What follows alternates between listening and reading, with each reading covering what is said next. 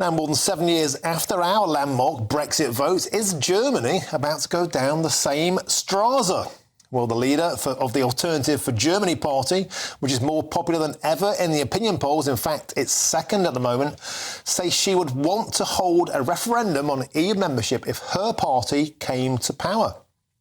Well, why don't we cross over now to the heart of the European Union, Brussels, and speak with journalist Jack Parrock. Jack, welcome to the show. DEXIT could be the next Brexit. The Germans getting a bit restless. What's happening over there?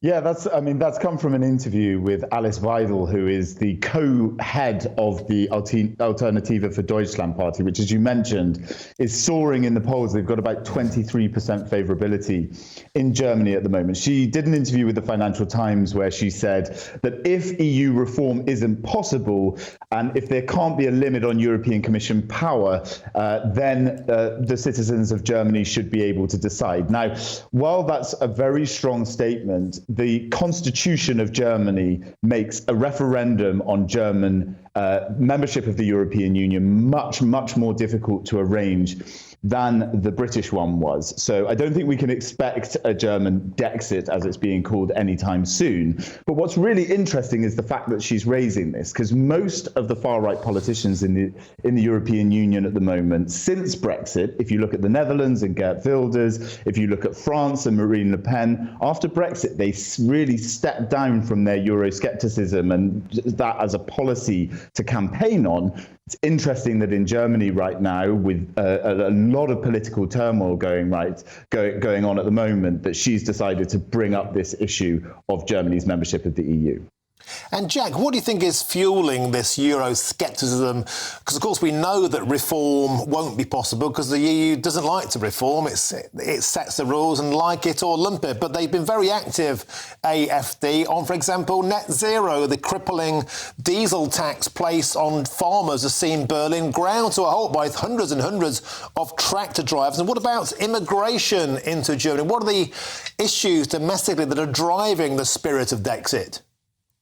Well, there's a lot of things going on in Germany right now, and I'll try and break a few of them down. Firstly, it's really interesting that she's bringing this idea of Germany's exit from the European Union, because polling of her own political supporters says that 52% of them would want to stay in the EU. Only 40% of her own party would want to leave. And overall in Germany, according to a Konrad Adenauer Stiftung report, 87% of Germans say they want to remain in the European Union. This sort of referendum would be something like trying to get rid of the monarchy in the UK. It's a very different political situation there. When you talk about immigration, a group of far-right politicians held a secret meeting in Potsdam a while back talking about potentially deporting people from Germany, and it's caused a huge uproar in Germany recently, sort of echoes of the far-right past of the 1930s and 40s, and we all know how that ended.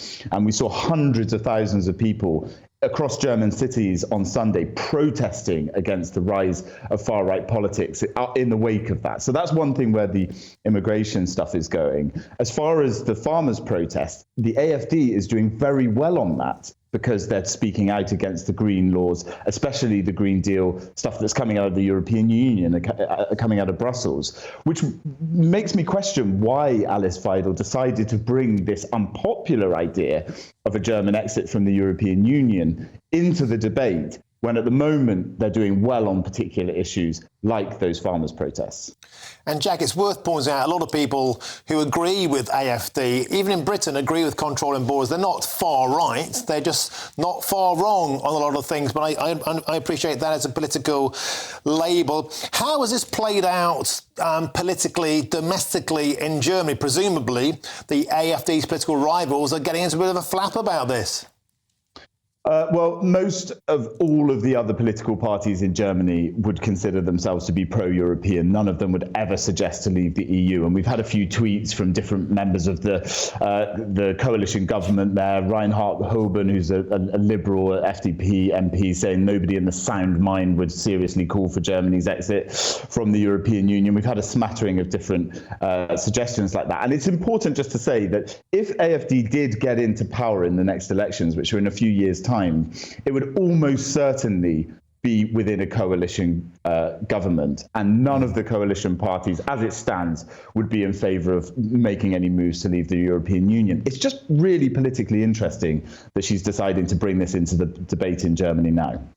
Yeah, superb. And Jack, the point about this, she's flying a kite to test public mood. That's what politicians do. Doesn't necessarily mean that they will do that. Similar things have happened in Poland. Similar things have happened in Italy, Quitaly, as they call it, and also in France. Frexit. It probably won't happen anytime soon, but nevertheless, there is big political movement in Germany. They are certainly having a rethink about their relationship with Brussels. And what can I say?